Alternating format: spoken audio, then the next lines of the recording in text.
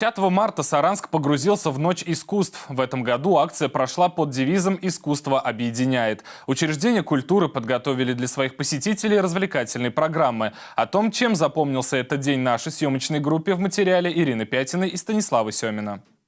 Картины Федота Сычкова оживают прямо на глазах. Для своих посетителей музей имени Степана Эрзи подготовил особенную программу, раскрывающую творчество выдающего художника с разных сторон. Интерактивная программа и тематическая композиция о жизни родной земли заинтересовали ценителей искусства разных возрастов. Ночь искусства, она действительно объединяет все учреждения культуры. Сегодня у нас в гостях будут наши и театры, и филармония, и музыкальные училища. И поэтому на всех площадках будут те или иные интересные очень мероприятия. На всех площадках работает и хэндмейд-маркет, и, конечно, детские кубики, пазлы, тематические экскурсии. Работает наше арт-кафе, работает арт-салон, беспроигрышная лотерея.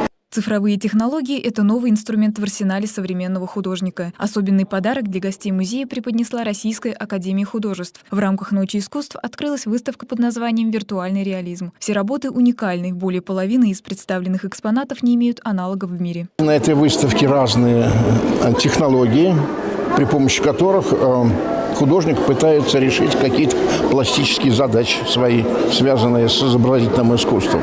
Здесь у нас есть принты на металле, есть мультитач, это интерактивные картины, есть VR-технология, это виртуальная реальность, ну и так далее. И так называемые стерео-лайт-панели.